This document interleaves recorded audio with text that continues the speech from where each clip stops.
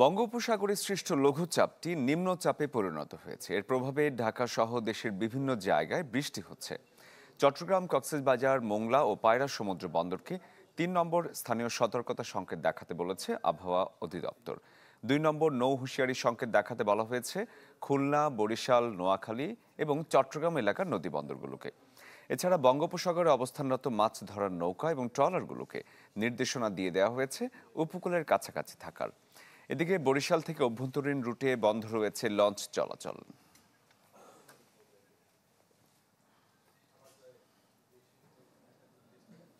যেহেতু সাগরে রয়েছে, এটা মোংলা থেকে 230 কিলোমিটার এটা দক্ষিণের দিকে রয়েছে। এই জন্য এখনো এটা আরও একটু ইন্টেন্সিফাই হতে পারে। সেক্ষেত্রে হয়তো এটা নিম্নচাপের পরের স্টেপ গভীর নিম্নচাপ হওয়ার সম্ভাবনা একটু রয়েছে। কালার এক্সপার্ট, জর্জ স্যাপ এবং মাইল্ড অন হ্যান্ডস টেকনোলজি সমৃদ্ধ অরিক্স ক্রিস্টাল ওয়াশ আপনার লন্ড্রি এক্সপার্ট। দর্শক, রাজধানীর আগারগাঁওয়ে আবহাওয়া অধিদপ্তর থেকে এই মুহূর্তে আমাদের সাথে সরাসরি যুক্ত হয়েছেন সহকর্মী আশিকিন প্রিন্স। এমন আবহাওয়া আর কতদিন চলবে এবং সাগরের যে নিম্নচাপ তার কি সর্বশেষ তথ্য আপনার কাছে?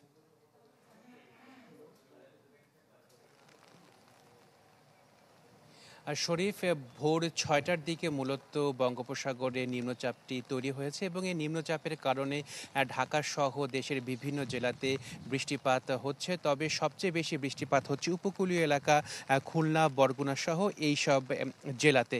আর আবহাওয়া অফিস বলেছে যে এই যে বৃষ্টিপাত হচ্ছে, সে বৃষ্টিপাত আগামীকাল ওই শুক্রবারও বৃষ্টিপাত হবে। পরবর্তীতে শনিবারের দিকে মূলত এই যে বরিয়া আবহাওয়ার পরিস্থিতি কিছুটা উন্নতি হতে পারে।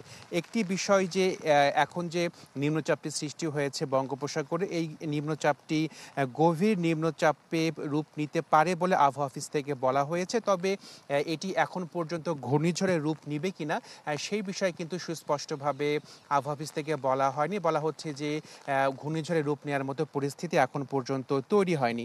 তো আপনাকে যদি জানাই যে নিম্নচাপটি যেটি রয়েছে বঙ্গোপসাগরে, সেটি চট্টগ্রাম সমুদ্র বন্দর থেকে ৪০৫ কিলোমিটার দূরে, কক্সবাজার সমুদ্র বন্দর থেকে ৩৯৫ কিলোমিটার দূরে, মোংলা সমুদ্র বন্দর থেকে ২৩০ কিলোমিটার দূরে অবস্থান করছে এবং পায়রা সমুদ্র বন্দর থেকে ২৪৫ কিলোমিটার দূরে অবস্থান করছে।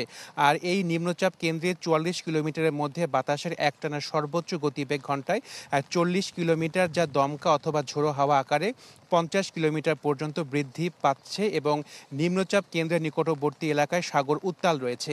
এই নিম্নচাপের কারণে দেশের সমুদ্র বন্দর সমূহকে ৩ নম্বর সতর্ক সংকেত দেখে যেতে বলা হয়েছে। একই সাথে দেশে যে নদী বন্দরগুলো রয়েছে সেখানেও ২ নম্বর নৌ হুঁশিয়ারি সংকেত দেখিয়ে যেতে বলা হয়েছে। আরেকটি বিষয় যে এই যে নিম্নচাপ সৃষ্টি হয়েছে এর কারণে বৃষ্টিপাত হচ্ছে। এই বৃষ্টিপাতের কারণে ঢাকা এবং চট্টগ্রামে জলাবদ্ধতা সৃষ্টি হতে পারে বলে আবহাওয়া অফিস থেকে বলা হয়েছে। এছাড়া পাহাড়ি যেসব এলাকা রয়েছে, জেলা রয়েছে, সেখানে বৃষ্টিপাতের কারণে ভূমিধসের আশঙ্কা করা হয়েছে আবহাওয়া অফিস থেকে। তো শরীফ, মূলত এই ছিল সর্বশেষ তথ্য আমার কাছে আবহাওয়া অফিস থেকে। ধন্যবাদ। আমাদের সাথে পটুয়াখালী থেকে এম কে রানা যুক্ত হয়েছেন। রানা, ইতিমধ্যে পটুয়াখালীতে ২ নম্বর সতর্কতা সংকেত দেখাতে বলা হয়েছে।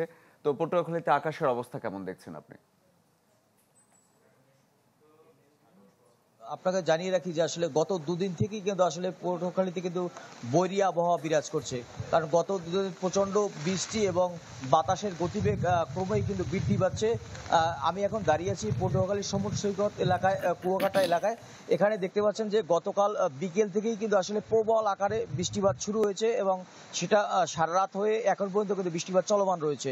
পটুয়াখালী আবহাওয়া অধিদপ্তর কিন্তু যে বৃষ্টিপাত রেকর্ড করেছে সেটি কিন্তু ৭৭.৫ মিলিমিটার কিন্তু আসলে বৃষ্টিপাত রেকর্ড করেছে পটুয়াখালী আবহাওয়া অফিস। এর বাইরে আবহাওয়া অফিসের পক্ষ থেকে আরো জানানো হয়েছে যে আগামী কাল পর্যন্ত কিন্তু আসলে এই বৃষ্টিপাত অব্যাহত থাকতে পারে এবং এই নিম্নচাপটি আরো গভীর নিম্নচাপের রূপ নেওয়ার সম্ভাবনা রয়েছে বলে জানিয়েছে আবহাওয়া অধিদপ্তর। এর বাইরে কথা বলেছিলাম পটুয়াখালী নৌবন্দর কর্তৃপক্ষের সঙ্গে। তারা যেমনটি জানিয়েছে যে আসলে অভ্যন্তরীণ নৌ রুটের যে নৌ চলাচল সেটি কিন্তু আপাতত বন্ধ রয়েছে, পরবর্তী নির্দেশ না দেওয়া পর্যন্ত সেই নৌ চলাচল বন্ধ থাকবে।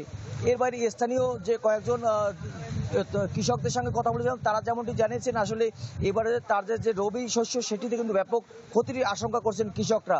এর বাইরে ঝুঁকিপূর্ণ যে বেড়িবাঁধগুলো রয়েছে সেগুলো থেকেও কিন্তু আসলে বেড়িবাঁধের বাইরে এবং বেড়িবাঁধের কাছাকাছি যেসব লোকালয় রয়েছে সেখানকার বাসিন্দারা কিন্তু আসলে এক ধরনের আতঙ্কে দিন পার করছেন। শরীফ।